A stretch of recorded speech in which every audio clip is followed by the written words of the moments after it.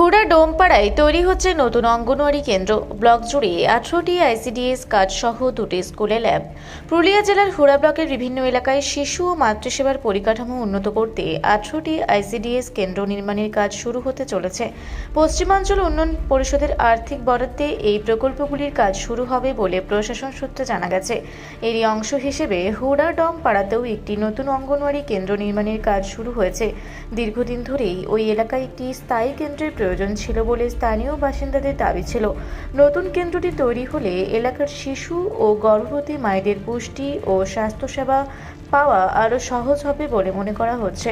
ব্লকের বিভিন্ন গ্রামে এই নতুন আইসিডিএস কেন্দ্রগুলি গড়ে উঠলে শিশুদের পুষ্টি, প্রাথমিক শিক্ষা এবং মাতৃসেবার সুবিধা আরও বিস্তৃত হবে বলেই আশা প্রশাসনের।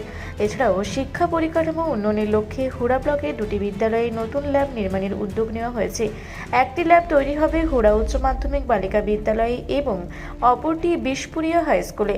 স্থানীয় বাসিন্দারা জানান, নতুন অঙ্গনওয়াড়ি কেন্দ্র ও স্কুলের ল্যাব নির্মাণ হলে এলাকার শিশু ও পড়ুয়াদের পড়াশোনার পাশাপাশি স্বাস্থ্য ও পুষ্টি পরিষেবার ক্ষেত্রেও ইতিবাচক পরিবর্তন আসবে।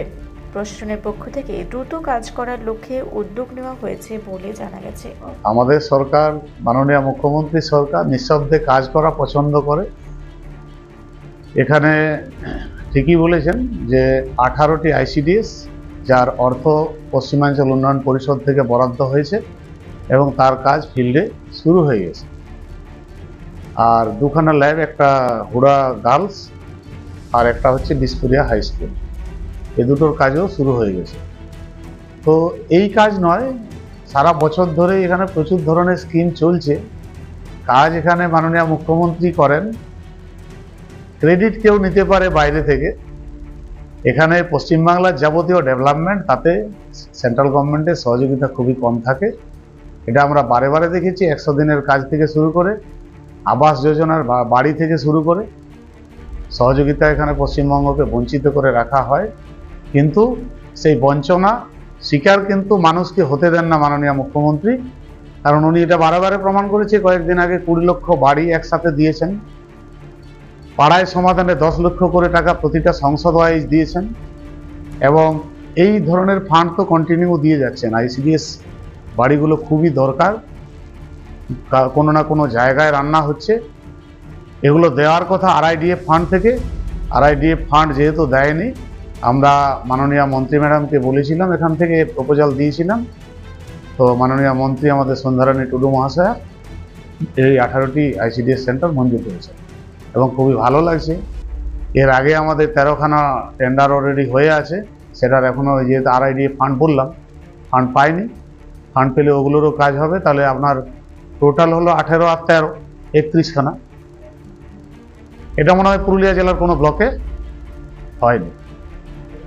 তো ধন্যবাদ জানাবো আমাদের মাননীয় বিডিও সাহেবকে এবং মাননীয় সভাপতি ম্যাডাম, আর সাথে সিডিপিও ম্যাডাম বা ওনাদের যে সুপারভাইজাররা রয়েছেন তাদেরকে। কারণ নির্বাচন একটা পার্ট, নির্বাচনের সাথে ডেভেলপমেন্টের কোনো সম্পর্ক নেই, এটা মাননীয় মুখ্যমন্ত্রী দেখিয়েছেন। এবং সারা বছর ধরেই যে স্কিমগুলো চলে, এটা ভোটমুখী কিন্তু নয়।